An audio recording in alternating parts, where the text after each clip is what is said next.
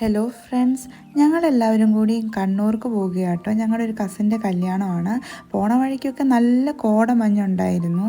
അതുകൊണ്ട് railway station എത്തിയതേ നല്ല ചൂട് കാപ്പി കുടിച്ചു. രാവിലെ 8 മണിക്കാട്ടോ ട്രെയിൻ. അങ്ങനെ 8 മണിയായപ്പോഴത്തേനും നമ്മുടെ ട്രെയിൻ വന്നു. നമ്മളെല്ലാവരും ട്രെയിനിൽ കയറി. ഒത്തിരി കസിൻസ് ഉണ്ടായിരുന്നു കേട്ടോ. 40 പേരെങ്ങാണ്ട് ഇവിടെ നിന്നുണ്ടായിരുന്നു. ബ്രൈഡ് കണ്ണൂരിൽ നിന്നാണ്. നമ്മളെല്ലാവരും കണ്ണൂർക്ക് പോവാണ്. ഇപ്പോൾ നമ്മൾ പോകുന്നത് സാറ്റർഡേ മോർണിംഗ് ആണ്. സൺഡേ ആട്ടോ മാരേജ്.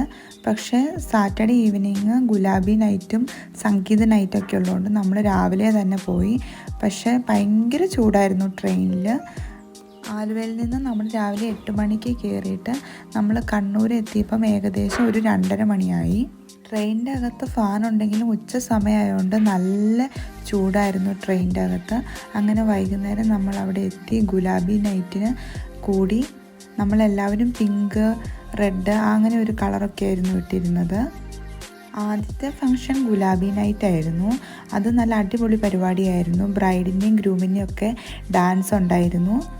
പിന്നെ അവരുടെ ഫ്രണ്ട്സിൻ്റെ ഡാൻസ് ഉണ്ടായിരുന്നു കേട്ടോ. പിന്നെ പിറ്റേന്ന് രാവിലെ നമ്മൾ പറശ്ശിനിക്കടവ് അമ്പലത്തിൽ വരെ ഒന്ന് പോയിട്ടുണ്ടായിരുന്നു. നമ്മൾ സ്റ്റേ ചെയ്തിരുന്ന ഹോട്ടലിൽ നിന്ന് ഒരു അരമണിക്കൂറേ ഉണ്ടായിരുന്നുള്ളൂ.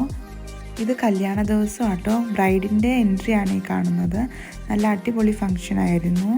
ഫംഗ്ഷൻ എല്ലാം കഴിഞ്ഞ് നമ്മളൊരു 1:30 ആയപ്പോഴത്തേനും നമ്മൾ ഹോട്ടലിലേക്ക് പോയിട്ടോ. കാരണം നമുക്ക് ട്രെയിൻ 4 മണിക്കാണ്. അപ്പോൾ എല്ലാം പാക്ക് ചെയ്ത് നമ്മൾ ആ സമയമാകുമ്പോഴത്തേക്കും റെയിൽവേ സ്റ്റേഷനിൽ എത്തണമുണ്ട്.